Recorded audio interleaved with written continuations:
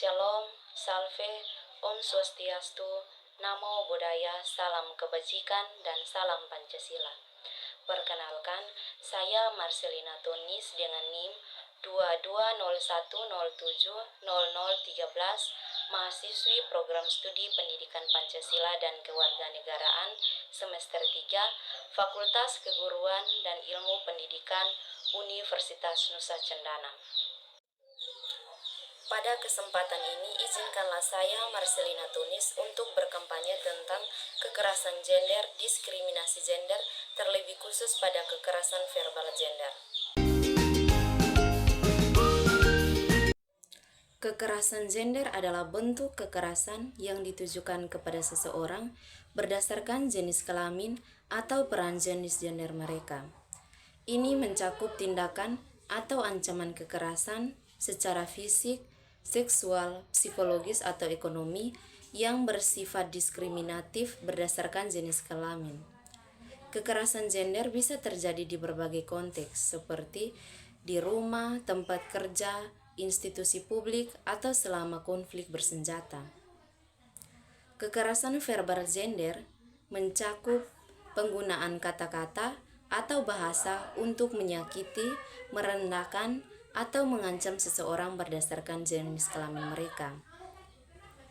Ini juga terjadi di berbagai konteks seperti hubungan pribadi, lingkungan kerja, atau di ruang publik.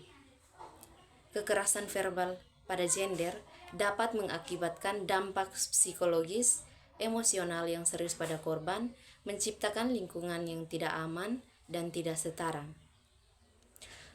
Mengapa kekerasan gender dan diskriminasi gender masih terjadi di Indonesia? Yaitu karena yang pertama, norma-norma sosial dan budaya. Beberapa norma dan budaya di Indonesia masih mencerminkan pandangan tradisional terhadap peran gender. Yang kedua, kurangnya kesadaran dan pendidikan. Meskipun ada peningkatan kesadaran akan isu-isu gender, masih banyak masyarakat yang kurang memiliki pemahaman mendalam tentang dampak negatif dari kekerasan dan diskriminasi gender.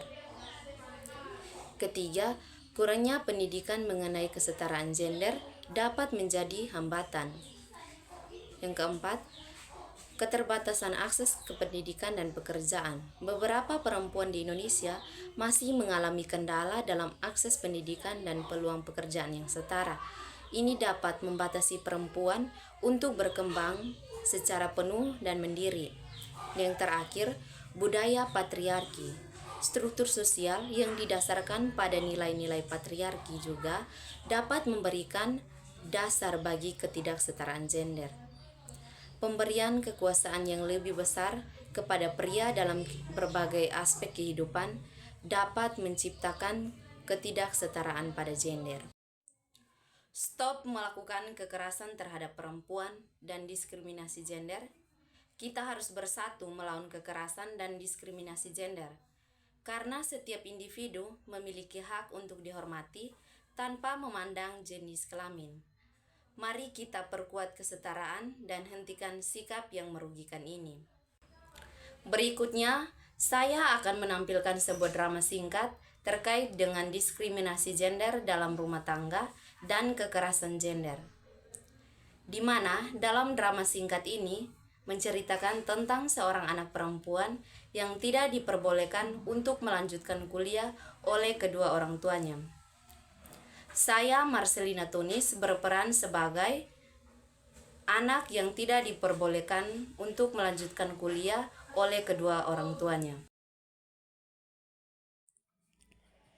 Di tengah keramaian kota Kupang, terdapat sepasang suami istri yang bernama Alvin dan Gracel. Alvin dan Gracel adalah orang tua saya. Saya memiliki kakak laki-laki yang bernama Benny yang sedang menempuh pendidikannya di Pulau Jawa, dan adik saya bernama Isti. Kami adalah keluarga yang sederhana yang sekarang ini tinggal di kos-kosan. Dengan seiring berjalannya waktu, saya telah menyelesaikan pendidikan di bangku SMA. Karena itu, saya ingin menyampaikan hasil ujian akhir kepada keluarga saya. Dengan penuh harapan, saya bisa diperbolehkan untuk melanjutkan pendidikan sama seperti kakak Beni.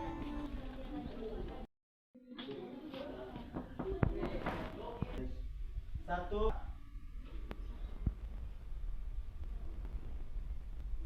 Selamat siang. Ya.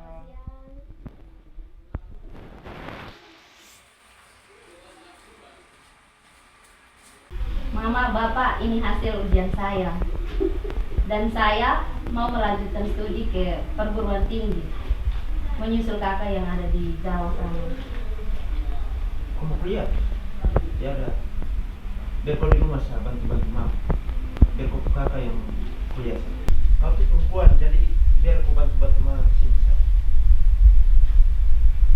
Tapi Mama, Papa, saya ingin menempuh perguruan tinggi supaya sama seperti kakak. Kamu dua tuh bisa sama. Dia tuh laki-laki. Dia yang berhak untuk melanjutkan pendidikan. Kamu perempuan tuh tidak usah lanjut pendidikan. Cukup selesai di situ. Nanti kamu juga menikah, keluar tinggal kami di sini, ikut untuk suami dan terus kuliah. Yang dikatakan oleh Bapak itu benar, Sela. Jadi biarkan saja kalau kamu laki-laki itu yang melanjutkan pendidikan. Laki-laki itu menempuh pendidikan karena suatu saat nanti dia akan menjadi imam di keluarganya. Jadi kau bisa bantu-bantu saja mama di sini dan mencari pekerjaan sampingan. Jadi menurut Bapak sama Ibu, hanya anak laki-laki saja yang boleh sukses. Saya juga ingin sukses. Saya ingin membahagiakan Mama dan Bapak. Jadi kau berani melawan orang tua? Sudah berapa kali Bapak kasih tahu? Kalau kau mau bahagiakan kami, ikuti perkataan Bapak. Sudah, Bapak.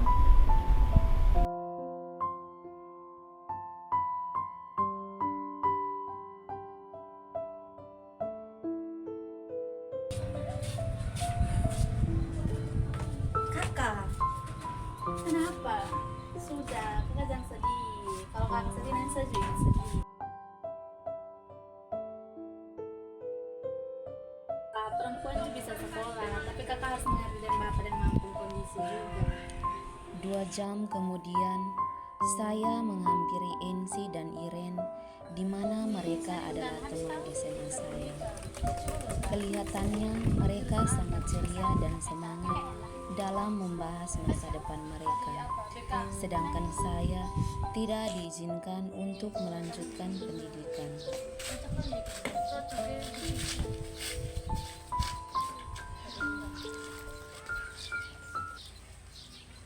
Apa saya selalu diundang, saya lalu ira. Selalu unika di Prodik BK. Saya tak di mana. Saya tidak kuliah karena mama dan papa lebih memilih untuk menyekolahkan kakak laki-laki. Tidak usah sedih lagi. Tunggu ini kakak selesai kuliah dulu baru saya lagi kuliah saja. Lagian kakak juga semua selesai toh. Yang sedih sudah.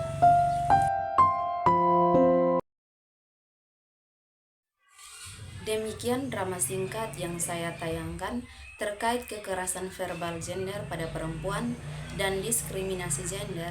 Maka dari itu pesan yang ingin saya sampaikan adalah pendidikan anak perempuan memiliki nilai yang sama pentingnya dengan pendidikan anak laki-laki.